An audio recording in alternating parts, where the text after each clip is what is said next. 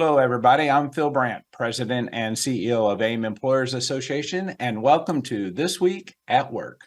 This Week at Work is the only show about the workplace that offers you front row seats and a microphone featuring experts in human resources and employment law to bring you practical, timely, and accurate insights so you can more effectively lead your organization.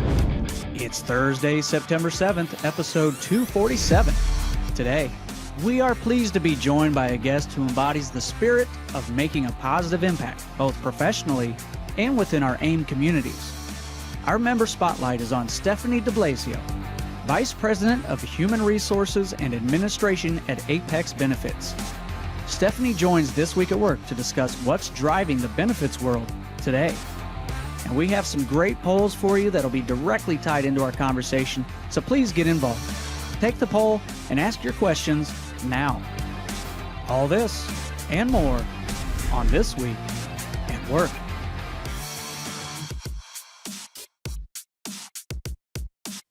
All right. Good morning, everyone, and welcome back. Unable to join us again, Nick, can you believe it? Bert, once again, has stood us up, but it always gives us the opportunity to meet some of the strength of the lawyers at Ogletree Deakins. And today we have a wonderful stand-in for Bert. Her name is Tiffany Coburn. She's coming from our Tampa, Florida office, and we're happy to have her joining us this morning. We're going to talk about I-9s and something specific that's happening down in Florida that you need to be aware of, particularly if you have employees there. Tiffany, good morning. Thank you for joining us. How are you today? Good morning, Phil. Thank you so much for having me. I'm doing well. Very excited to be here.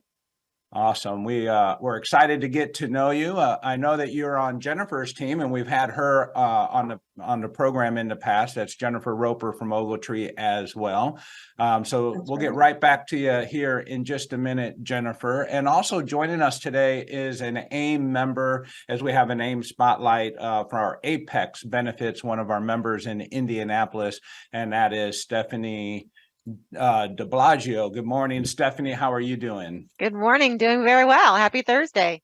Yes, thank you for joining us as well. And we'll get back to you. I know I get a chance to see you almost every month when we're in Indianapolis, but I've got a lot of things I want to hear about and share with our members of some of the great things that Apex is doing for not only our members, but the employment world at large.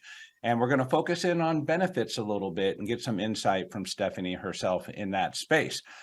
All right, before we get started, since Bert's not here to remind me, let me kick off the poll questions.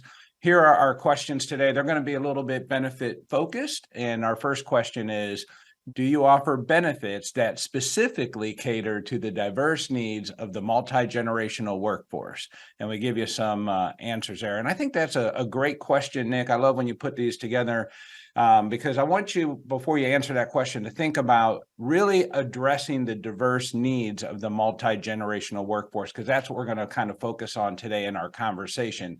And how do you know that you're doing that? The next question is, which of the following value-added benefits does your organization currently offer? Nick, I assume that's a pick all that apply solution there. That is. And then you also have the opportunity to type in your own in the comments section. Put it in the comments. And I'd also like to know how you know you're addressing the multi-generational needs of your workforce. How do you know that? So I'd love to get your comments. We always invite you to play along and be a part of the program by joining us in the chat. All right, so let's get back to you, Tiffany. And what do we have going on with I-9s? I know they're changing. I know we have some states doing some unique things like Florida, but love to hear a little bit about the I-9 world as you're going to stand in for Bert as lawyer on the clock. All right, it's time to look into what's trending in employment law. Lawyer, you're on the clock. Today, we're going to go ahead and cover hot topics in immigration compliance.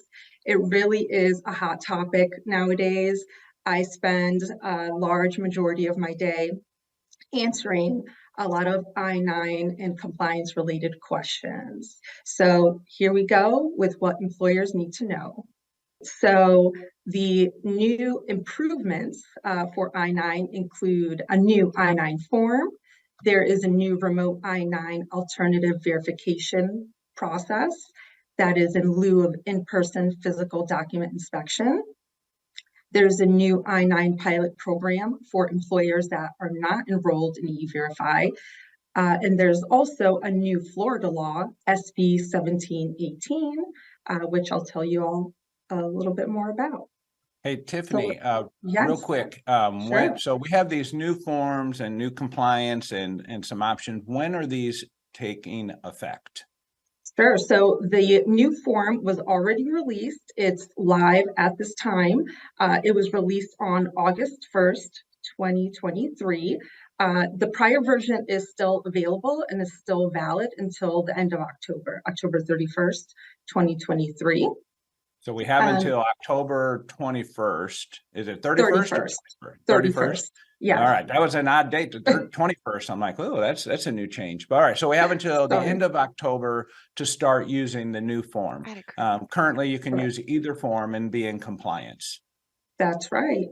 Okay. Is there any significant difference from the new form to the old form that as employers might be tricky in completing or assuring that we're getting it done right? Sure. Well, the new form, I think it's just a big improvement. So the form overall was shortened from 2 pages down to 1 page. The preparer translator certification and also the re-verification was moved to their own supplemental forms. So you can use those supplements as needed. Also, the form may be downloaded easily. Certain fields were eliminated, and the form is compatible with tablets and mobile devices. So that's a plus. And where do we get the new form at? So the easiest way, you can probably just go to uscis.gov and you can type in Form I-9 and get the most recent version. And it also links the instructions, a detailed list of acceptable documents, and it also links you to the I-9 handbook for employers. Okay, awesome. I'm sorry to cut you off there, but those are just some important things I think that I'm trying to anticipate our chat line as it starts to get full with things like that often. All right, Stephanie, what was driving the change for the I-9 form? Is there anything in particular that was driving this change? Definitely. It all started with the COVID pandemic. The Department of Homeland Security realized, that there were some new workplace realities, some challenges that it needed to address once the COVID pandemic hit. So previously, the process of I-9 employment eligibility verification had relied on in-person physical documentation examination until the COVID pandemic hit. And then they allowed temporary flexibilities that permitted virtual verification for remote employees. And that started in March 2020. However, it ended on July 31st, 2023. So the employees that were remotely inspected during the COVID period needed to be re-inspected. And the deadline for that was August 30th, 2023. So hopefully the employers were able to go ahead and get that re-verification done. However, the remote alternative procedure is also permanent. So you can continue using this as long as you are a qualified employer. So what is that? Let's talk a little bit about that remote alternative procedure that we can still use. What is that? Talk us through a best practice, how to achieve that. Sure. So the alternative procedure is an optional document inspection process for qualifying employers. So you no longer have to physically in person inspect the documents if you choose not to do so. So the main question I get is, what is a qualified employer? A qualified employer is participating in and in good standing with E-Verify. This is a permanent program. It's not a pilot program. And the important thing to remember is to consistently use the alternative procedure, not just once in a while. You want to go ahead and be consistent if this is a procedure that you want to use. So that way it's not construed to be discriminatory in any way. And it can be done by the employer directly or an authorized representative if the employer chooses. Is there any particular rules in identifying an alternative representative? That's, traditionally it's easy if we think, well, we have HR, we have someone in HR who can sit down and go through this process. But, when we have maybe just a few people working in a remote location, no HR representatives, we have people working from home, nowhere near any other employees. How do we accommodate those needs? First, how do we select an alternative person? And second, what happens if we're nowhere near the person? Sure, those are really good questions. So if the company would like to select an alternative person called an authorized representative, we also call it the friends and family model, because it can be— I like that. Yeah, that's yeah, good. it can be anyone. It could be, a friend or family member of the employee. Well, that feels a little big brother-ish there, right? So, yes, hey, here, so I can work here. Here, my mom is going to approve my paperwork and my homework. Yeah. exactly. And so the risk for the companies in that case is, you will have to trust that, the authorized representative is doing what they're supposed to be doing. And then you would go ahead and take those risks on. So that's why if you do choose to use the authorized representative, it is a good practice to maybe conduct a live video interaction with the employee, the authorized representative, and a representative of the company, if possible, to combat any errors or issues with using an authorized representative. So an authorized representative, then, to be clear, does not have to be an employee. It can be someone that you have hired, or it can be someone that in some way is, I'll just say, volunteering to represent that person. There's no specific training requirements for the authorized representative. Correct. Yes. Okay. The risk all sits with the employer in choosing that representative, and the I'll call it the effectiveness of, that representative, how honest they are, and or how well they're able to validate the documentations, which I would say then needs to be able to read and write and these types of things, because we do get into all kinds of uniquenesses later when we discover there's trouble on the front line there. Right. Correct. It's not okay, Steph, just to go, here's my documentation, and show that to a representative online where no one in person is able to see it. Correct. Okay. That's great clarity. I appreciate that. Thank you. Yes. All right. What's going on in Florida? Yeah. So in Florida, there is a new law that went into effect on July 1st, 2023, and it really is a hot topic. It is Senate Bill 1718. I consider it one of the most aggressive immigration-related bills or laws in Florida's history. It dramatically enhances the ability of state law enforcement to enforce immigration laws. It requires hospitals to maintain data on patients' immigration status. It mandates the use of E-Verify by Florida employers with over 25 employees. It restricts access to Florida driver's licenses as well as state bar licenses, and adds state and civil and criminal penalties for violations of its provisions. However, for employers, the main focus is on the E-Verify requirement. Yeah, that's pretty aggressive, actually, isn't it? Is there any other states that even come close to that come to mind for you? There are other states that do require E-Verify, but I think the bill as a whole is probably one of the most aggressive. There was a similar one in Arizona a few years back.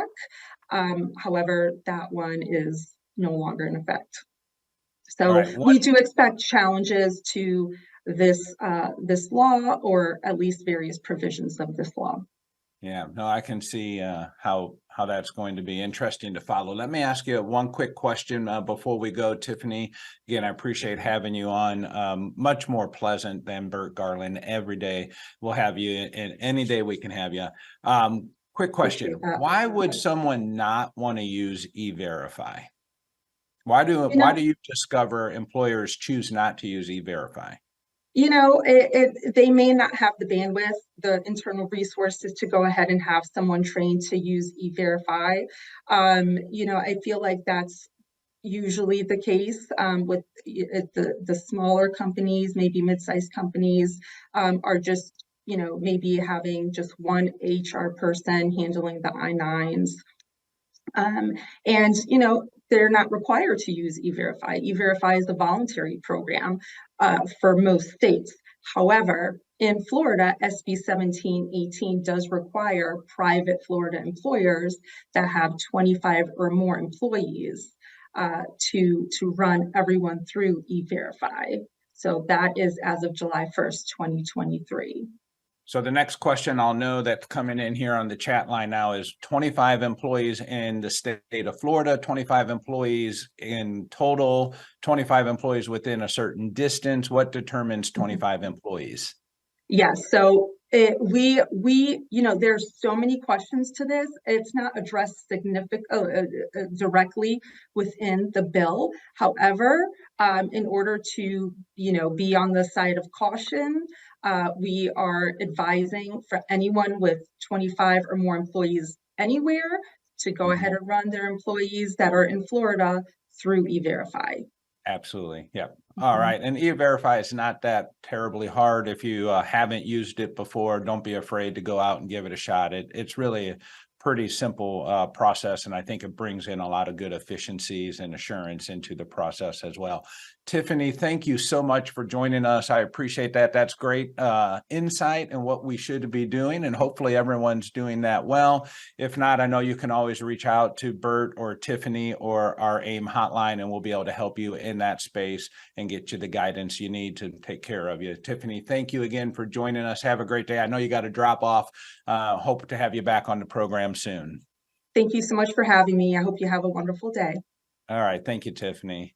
You're welcome. All right. Stephanie, how are you? Good morning. Good morning. I'm doing very well. Thank you. Glad to be here. I'm happy to have you. I'll be in Indianapolis next week for our roundtables, and I know that's something you and your team take a lot of time to participate in, and been a member of AIM for quite some time now. You're one of our first original members, dating back to 2019 when we first landed in Indianapolis. So we appreciate having you on the program, and hopefully you and your team are getting great benefits by being members of AIM. But let's talk about ApexBenefits. So you're the Vice President of HR and Administration. Tell us about ApexBenefits. Who are you? What do you do? What market do you serve? Sure. So ApexBenefits provides health and pharmacy cost savings solutions and value-added benefits to our clients' total reward package, so they can be an employer of choice and to retain and attract top talent.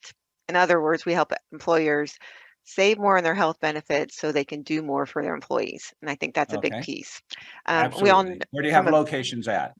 We have locations in the Midwest, and we have a national outreach with our pharmacy consulting practice as well. Okay, excellent. And you provide benefits across the country?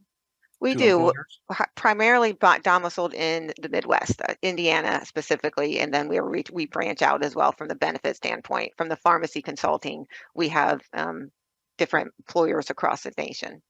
Absolutely. Wonderful. All right. So tell us what that means when you're working with employers to design benefit packages. How does Apex go about that, and what are you trying to achieve in particular to the multi-generations that are in the workforce that we all struggle to meet the needs of all generations? Right.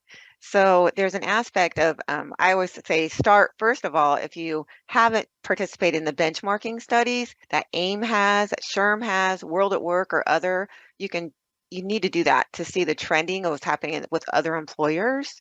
But then you also need to know your current employee population and what are they looking for from a multi-generational standpoint. We don't know. We have 20-year-olds and we have 70-year-olds in the workforce, and how are we appealing to them?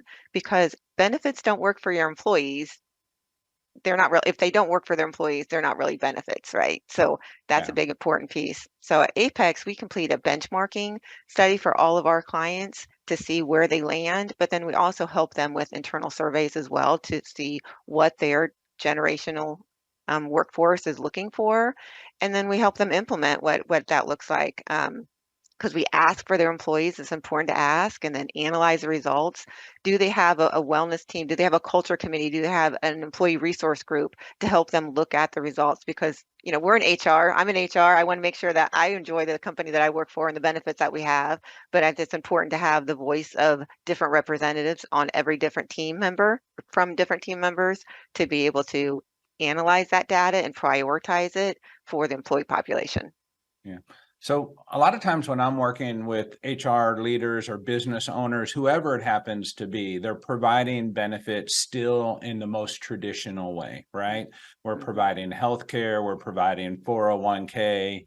You know, a business owner might go, don't talk to me about pet insurance. I'm not interested in pet insurance. And they're really happy if they provide some of the other benefits, like something special in maternity leave or something special with parental care.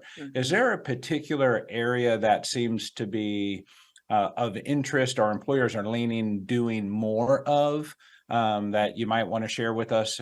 Any insight? Well, is important. We offer alternative solutions outside of the company plan as well. There are different concierge plans that are available that we just bring to the table to offer to employers to choose from. I don't want to let go of the big B's, the capital B's, I would say, the traditional plans from health and wellness, the importance of health plans and managing them and being able to make the concerted effort of training your employees on the different programs and educating them on disease management. Our team of clinical experts, we have nurses, dietitians, pharmacists on our team to help with the health plan, because I think that's a very big piece from the CFOs like to know. They're managing the spend and we're educating employees on it. And the healthier you can have employers, the better they can have. So I want to emphasize the wellness and health programming. But on the other side, from the multi-generational workforce and what we're trying to establish and help employers understand is what is it that their employees are asking for. Maternity leave, parental leave is huge over the past few years. More and more companies are offering paid parental leave, whether it be for the birth mother or the father or adoption. And I think that's a big buzz, but it's also going to here to stay. People are going to continue to ask for it. The younger workforce are demanding it. I'm a mother of 3. I didn't have it, but I'm so excited to be offering it here at Apex and to continue to be ambassador to offer it for our clients as well. Some other things that we're looking at, pet insurance. You know, the younger workforce that are under 26, many of them are still in their parents' plan, but they have their own baby, their fur babies, so they want to take care of their fur babies. So pet insurance continues to be on the rise, and people are adopting that as well. And then travel programs. I know one time we were talking about travel incentives.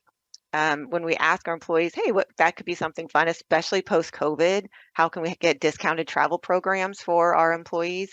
We tried a program last year and it didn't seem to adopt so well. We weren't getting the utilization. We were asking employees what it is that they are looking for or why isn't it working. And we got the feedback. And so for next year, we're not going to continue that program. So I think that's a big part to find out from an employer. Adopt something, try it out, analyze to see if it's working, ask your employers feedback, and then be willing to say, okay, that didn't work. What's next? Yeah. Yeah. So when you got the feedback it wasn't working, was that because you looked at the spend against the program? You did a survey against the program? How did you discover, hey, this isn't working? We gave it a shot and let's invest our money another way. Yeah.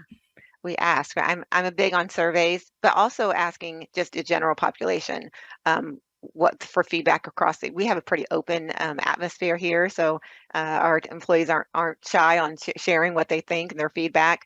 But we did a survey to say when we throw something out there new or we invite employees to participate.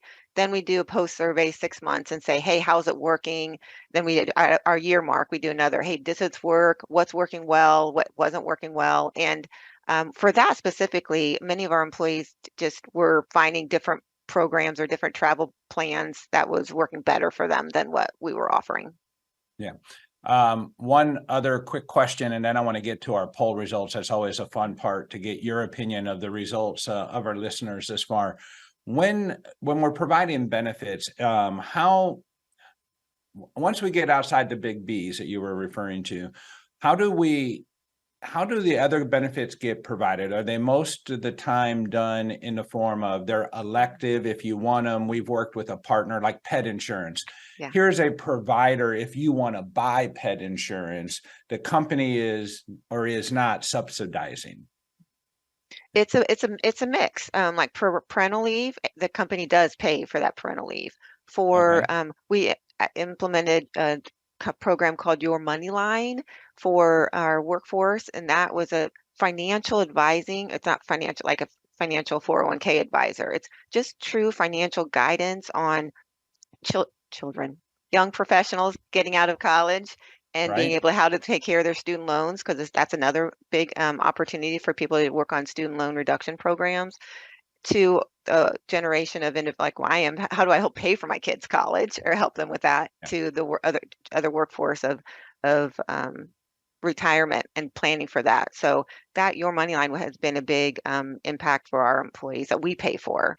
And then the others, they can be voluntary for hospital indemnity, critical illness, accident. Those are different programs that many employees don't know or aware of, but they really help bridge that gap between the out-of-pocket spend that they have to be able to pay and help them with that financial planning too. Yeah, I will say giving employees the option to work with someone on a financial side beyond your 401k provider, right? Because they're always going to be very careful on what they say and don't say. It helps. A lot of times people don't come in knowing where to go for financial advice, right? If their parents weren't investors or they didn't ever have exposure to that, they don't know where to turn. And I have found even with our employees, we offer that type of assistance. And it's really taken advantage of by many employees because they just want to know and talk to someone that they feel that they can trust, and they have no one to go to otherwise. So when an employer says, here's a service, I've seen employees kind of flock to that. That's a good benefit. Nick, let's take a look at the poll results here real quick if we can, and like to get Stephanie's opinion on those. So here's the first question, Stephanie. Do you offer benefits that specifically cater to the diverse needs of multi-generation workforce? Majority of employers here are saying no, we have no plans to do that at 53%. What do you think about these results? How does that fit the demographics that you traditionally see, and anything that comes to mind for you? I think it's interesting from the perspective of trying to even what do people interpret multi-generational workforce benefits to be, from the parental leave, that's a big piece of it, to the financial planning, that's another, multi-generational, and that being able to offer those to serve their employees and their population. And maybe it doesn't matter to them, or maybe they have a selected population that they're focusing on. Yeah, and I think it's interesting that those that do offer the benefits are having good results versus you're not seeing anyone saying, yes, we offer the benefits and the results are not good. Yeah. And so to me, that's contrasting and very informative there. Nick, how about the next slide? Okay, which of the following value add benefits does your employer or does your organization currently offer? Any thoughts as you read through this, Stephanie? The paid short-term, long-term disability obviously is the number one leading benefit. Mm-hmm. Anything that jumps out on that for you? Oh, I think that it's kind of going in the path that we've seen in our benefits trending too. I'm curious to see the other comments that people are offering. And I have some in our text chat here. I'm going to read out. I just want to point out one thing. One thing I did all of the month of August, and I'm actually concluding it tomorrow at the St. Louis SHRM chapter. We have a big local SHRM chapter meeting. There'll be 500-600 people there. It's quite a good event for us. is this pet insurance, right? So Mhm. every conference that I went to, I mean, I've been to them in Illinois and Missouri and Florida and Indiana, I mean, all across the country. And every conference had 3 or 4 vendors, without exaggeration, selling pet insurance. But yet, only 5% of our survey participants are actually doing that. It must be something that's on the rise or forecasted to be more popular in the near future.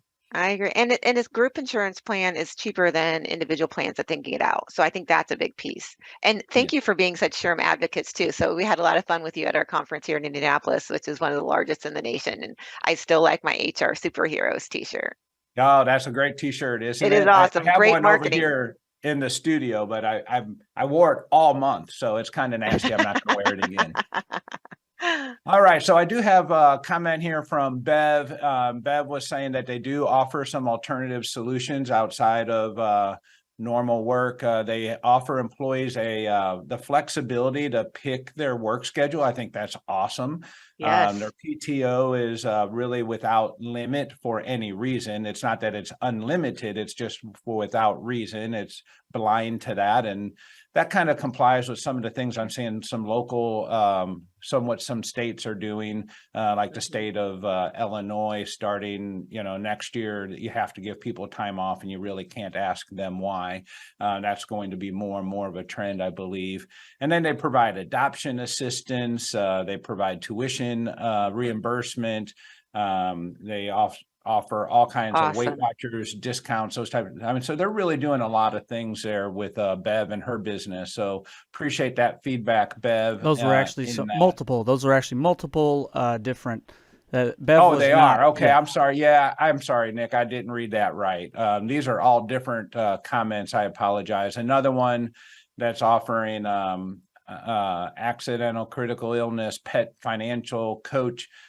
and financial coaching, 2 different things, all kinds of different benefits. So it's wonderful when our members are being creative, but being creative when we know what their desires are means we have to ask questions. We have to use a survey. As you mentioned, AIM has those. There are other resources that have those to figure out exactly what our employees are looking for. I'm assuming that Apex would run a survey for an employer as well. Yes, we do. Internally, we do as well as externally. And then we benchmark it for what our data results. Absolutely. Absolutely. All right. Well, that concludes the program today. Stephanie, thank you so much. I hope I see you next week at the roundtable in Indianapolis. Until I do see you again, you take care. And for everyone else, we'll be back online here next week at 7:30 Central Time. We'll see you then. Bye-bye. Phil, we can't let her you. go. We can't let her go yet until she shows her swag that she has. Right? Oh, her swag. There Oh, it is. the old morning briefing mug. Yeah, that's good. I'm going to have to get you a new one here, Steph. I'm going to have to get you the new this week at work I have mug. I'll put this one to the side for you. I'll bring it to you next week. Awesome. All right, take care. Be back next week, 7:30. Thank you once again for tuning in to This Week at Work. If you enjoy the show, please share it with your colleagues. Forward our invites. Share the link, aimea.org/thisweekatwork, or follow or subscribe wherever you get your news and entertainment, like LinkedIn, YouTube, Spotify, Apple Podcasts. We're everywhere you are. And you can be part of the show. Send your questions and comments anytime to info@thisweek.work. We'll see you next week, 7:30 a.m. Central Time, when we discuss what's happening this week at work.